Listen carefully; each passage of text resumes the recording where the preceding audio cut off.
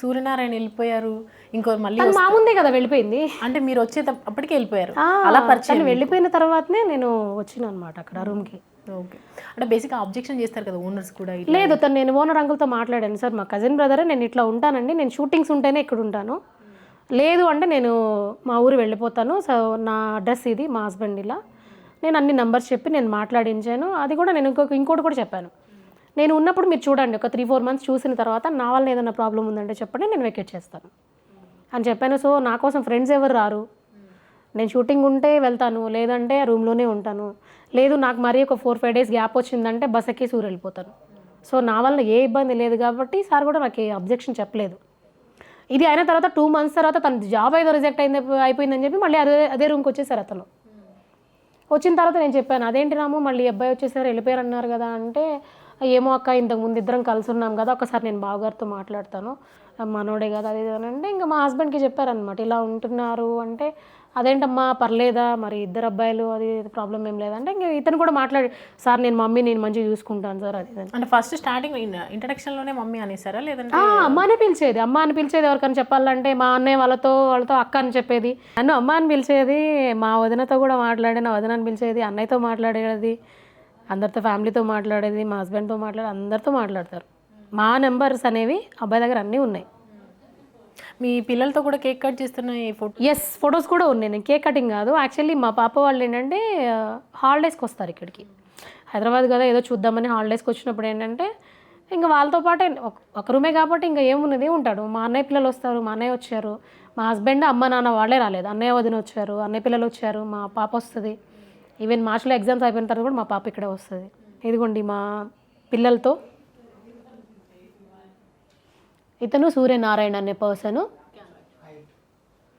Okay, ఈ పక్కనున్నది అన్నయ్య వాళ్ళ బాబు, నా ఓన్ బ్రదర్ బాబు, ఇది నా డాటర్, చాలా. ఇంకొకటండి ఇదిగో, నేను అప్పుడు అవుట్డోర్ షూటింగ్కి వెళ్తా ఉంటే మా అన్నయ్య పిల్లల్ని తీసుకొని వెళ్ళడానికి వస్తే, మా అన్నయ్యని తీసుకొని మా పిల్లల్ని తీసుకొని సూర్య అనే పర్సన్ కృష్ణకాంత్ పార్క్ అదంతా చూపిస్తానంటే, ఇది నా పాప, ఇది అన్నయ్య కూతురు, ఇది అన్నయ్య కొడుకు సూర్య.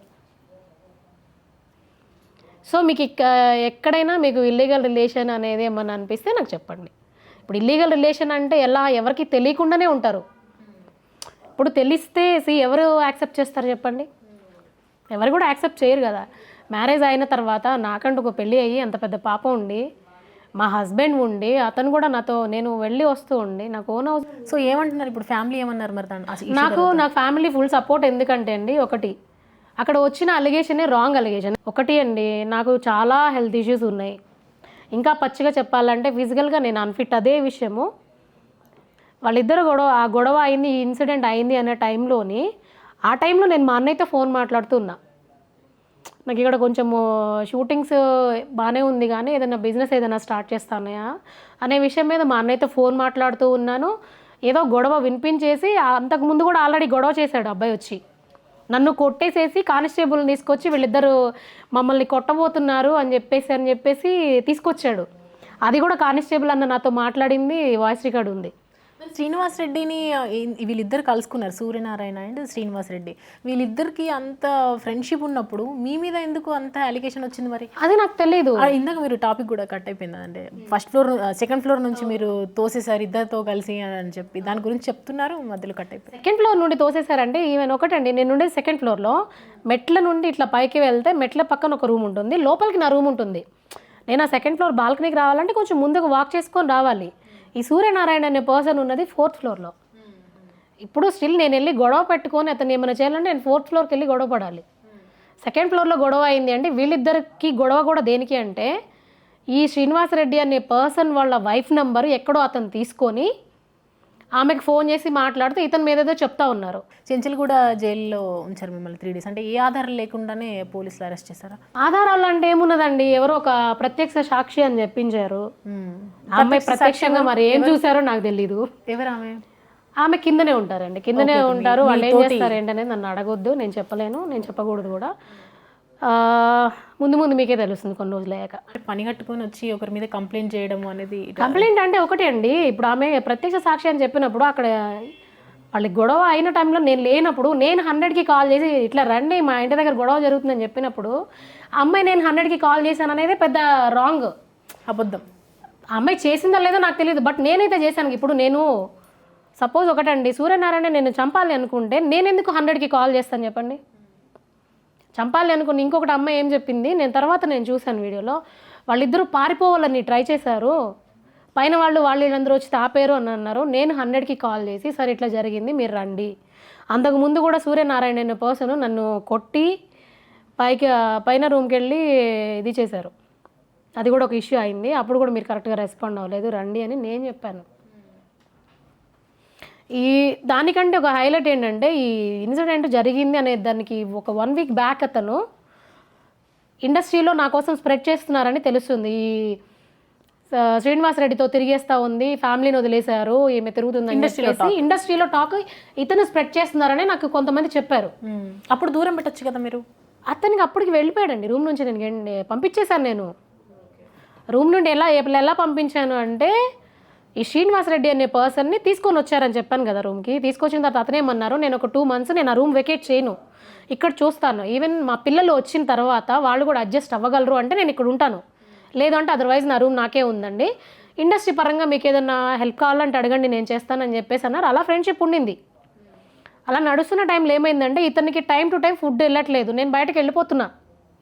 లిటరలీ చెప్పాలంటే ఆ టైంలో ఒక ప్రొడ్యూసర్ గారికి ఫైనాన్స్ కావాలి అంటే ఆ ఫైనాన్స్ ఇప్పించే ప్రాసెస్లో నేను తిరుగుతూ ఉన్నాను. నీకు ఒకటండి, ఒక 5 సంవత్సరాలు నీకు ఫుడ్ పెట్టే షెల్టర్ ఇచ్చిన తర్వాత నువ్వు ఉన్నన్ని సంవత్సరాలు బేసిక్గా మీరే వెళ్ళి తవ్వుకొని పడిపోతున్నారు దాంట్లో. అంతేగా, ఎలా పడిపోతున్నానంటారు? అంటే వచ్చిన వాళ్ళందరికీ మీరు షెల్టర్ ఇస్తున్నారు, ఇప్పుడు ఎవరైతే ఉందామనుకున్నారో వాళ్ళకి ఎక్స్టెండెడ్గా ఫుడ్ పెడుతున్నారు. నేను పెట్టేసేసి ఇలా ఇరుకున్నా. ఇంకోటి చెప్పాలంటే ఈ సూర్యనారాయణ అనే పర్సన్ ఫ్రెండ్స్ ఎవరైతే ఉన్నారో ఎంతమంది వస్తే మా ఇంటికి నా చేతులతో నేను వంట చేసి పెట్టాను అనేది నాకు తెలుసు, తిన్న వాళ్ళకి తెలుసు. అది కూడా నేను ఎందుకు పెట్టేదాన్ని అంటే నేను చెప్పాను కదా మీకు, నేను సో మన ఫ్యామిలీని అంత దూరం వదిలేసి వచ్చి ఇక్కడ వీళ్ళకి ఎంత ప్యాంపర్ చేయాల్సిన అవసరం, నాకు పర్సనల్ ఒపీనియన్ అట్లా. ఏంటంటే ఇండస్ట్రీలో గెట్టిన వాళ్ళంటే అంత ఈజీ కాదండి. నలుగురితో మనం నార్మల్గా ఉంటేనే అంతంత మాత్రం. ఇంకొకటి ఇండస్ట్రీలో అన్ని చోట్ల ఉంటాయని చెప్పను, కానీ కొన్ని చోట్ల ప్రాబ్లమ్స్ ఫేస్ చేయాల్సి వస్తుంది. అవన్నీ మనం చేయలేనప్పుడు అట్లీస్ట్ అందరితో మంచిగా ఉండాలి. నాకు తెలిసింది అదే, నలుగురితో మంచిగా ఉంటేనే ఓకే, ఈమెకి అన్నిసార్లు చెప్పలేకపోతే ఏదో ఒక రోజు వర్ధిని ఉంది కదా ఇది చెప్దామని ఉంటారనే ఉద్దేశంతో చాలామందికి నేను ఫుడ్ పెట్టాను నా ఇంట్లో పిలిచేసేసి.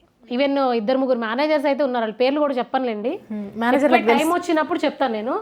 ఎవరైతే నా ఇంటికి వచ్చి నా ఇంట్లో ఫుడ్ తినేసి వెళ్ళిపోయారో వాళ్ళే నా మీద న్యూస్ వచ్చిందని చెప్పినప్పుడు అరే వీళ్ళిద్దరికి ఏం లేదు కదా, ఇది ఎలా సాధ్యమని నన్ను ఒక మాట అడగకుండానే గ్రూప్స్లో షేర్ చేశారు ఆ న్యూస్ అనేది. 3 రోజులు జైల్లో ఉన్నారే, ఎలా ట్రీట్ చేశారు మిమ్మల్ని పోలీసులు? ట్రీటింగ్ అనేది మీరు చెప్తున్నారు కదా, అది జైలు, హాస్టల్ కాదు. లిటరలీ చెప్పాలంటే నా చుట్టూ ఏం జరుగుతుంది అని తెలుసుకునే లోపల 3 days వితౌట్ ఎఫ్ఐఆర్ నేను స్టేషన్లో ఉన్నాను. ఎఫ్ఐఆర్ అయిన వెంటనే రిమాండ్కి తీసుకెళ్ళిన తర్వాత ఏం చేయాలో నాకు అర్థం కాలేదు. మా అన్నయ్య వదిన వచ్చారు అక్కడికి. ఏంటన్నయ్య అంటే నీ మీద మీడియాలో చాలా వల్గర్గా వస్తుందమ్మా, చాలా ఇంకా ఏడ్చేస్తున్నారు వాళ్ళు. అటు సైడ్ నుండి ఏడుస్తున్నారు, నేను ఇటు సైడ్ నుండి ఏడుస్తున్నా. ఏం చేయాలి ఇప్పుడు, నేను బతికుండాలా చనిపోవాలా? నేను చేసి ఉంటే స్టిల్ ఈరోజు నేను మీడియా ముఖంగానే చెప్తున్నా, నేను కనుక ఎవరినైనా చంపాలి అని అనుకున్నా అసలు ఆ ఇష్యూలో నాకు సంబంధం ఉన్న స్టిల్ ఇప్పుడు ఈ క్షణంలో నన్ను తీసుకెళ్ళి హ్యాంగ్ చేసినా ఐఎమ్ రెడీ. అంటే కంప్లీట్ ఓవరాల్గా మీరు నిర్దోషి అంటారు. ఆబ్వియస్లీ నాకు సంబంధం లేని ఒక అలిగేషన్లో నన్ను ఇరికించిందే కాకుండా నేను దాని నుండి నేను బయటకు వచ్చి మళ్ళీ నేను అదే రూమ్లో ఉండి నేను మళ్ళీ షూటింగ్కి వెళ్ళాను. ఇంకొక విషయం ఏంటంటే అంత జరిగితే ఎవరు నాకు సపోర్ట్ చేయరు. నా క్యారెక్టర్ కనుక నిజంగా బ్యాడ్ అయి ఉంటే నన్ను ఎవరు సపోర్ట్ చేయరు, నన్ను ఎవరు పిలవరు. ఒక డైరెక్టర్ గారు ఎక్కడైతే నేను రిమాండ్లో ఉన్నానో అక్కడికి వచ్చి నా డేట్స్ మళ్ళీ తీసుకున్నారు. మీరు బిలీవ్ చేస్తారా? ఇప్పుడు నేను ఆయనతో మాట్లాడిపిస్తా. సో ప్రొఫెషనల్ లైఫ్కి ఏమి ఇంపాక్ట్ నాకు అవ్వలేదు. బట్ ఈతను ఏం చేస్తున్నారంటే ప్రాపగండా చేస్తున్నారు. నాకు ఇట్లా చేసేసింది, నన్ను 2nd floor నుండి తోసేసింది, ఆమెకు అవకాశాలు ఇవ్వకండి అని చాలామందికి చెప్తున్నారు.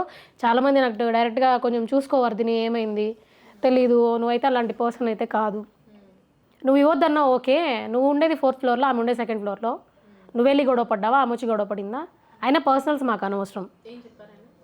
అది ఇదే ఆయన చెప్పారంట. పర్సనల్స్ మాకు అనవసరం, ప్రొఫెషనల్గా ఆమె క్యారెక్టర్కి యాప్ట్ అంటేనే మేము ఇస్తాం, లేదంటే లేదు, నువ్వేమనుంటే చూసుకొని చెప్పారు. నాకు నిజంగా చెప్పాలంటే ఇండస్ట్రీలో చాలా సపోర్ట్ చేశారండి. దట్ టైము నేను ఎప్పుడైతే రిమాండ్లో ఉన్నానో ఆ టైంలో నాకు ఏం తెలియలేదు. స్టిల్ ఒకసారి ఆలోచించండి, ఆ రోజు సండే నేను చర్చ్కి వెళ్ళి వచ్చి మా అన్నయ్యతో ఫోన్ మాట్లాడుతూ ఉన్నాను. ఆ చర్చి నుండి వచ్చే టైంలో కూడా ఒక పర్సన్కి ఫుడ్ ఇవ్వాలని హడావిడిలో ఆ చర్చిలో వాళ్ళతో కూడా నేను సరిగా మాట్లాడకుండా వెళ్ళి వేరే పర్సన్కి ఫుడ్ ఇచ్చి నా రూమ్కి వచ్చేసేసి మా అన్నయ్యతో ఫోన్ మాట్లాడుతున్నా. ఏం జరుగుతుందో తెలియని టైంలో స్టేషన్కి వెళ్ళేసేసి స్టేషన్లో 3 days ఉండి నేను చెప్పిన మాటలు కూడా ఎవరు పట్టించుకోకుండా, నేను చెప్పే మాట ఎవరు వినకుండా, యాక్చువల్లీ అతను శ్రీనివాస్ రెడ్డి అనే పర్సన్ చెప్పారంట, ఆ గొడవకి ఆమెకి సంబంధం లేదండి, మా ఆవిడకి ఫోన్ చేసి మాట్లాడుతున్నారు, ఎందుకు నా మీద ఎలిగేట్ చేస్తున్నారు, నేను మాట్లాడుతూ ఉన్నాను, ఆవిడకి సంబంధం లేదని చెప్పిన తర్వాత కూడా నేను ఏమన్నా ఎందుకు పెట్టాను నాకు ఇప్పటికీ తెలియదు.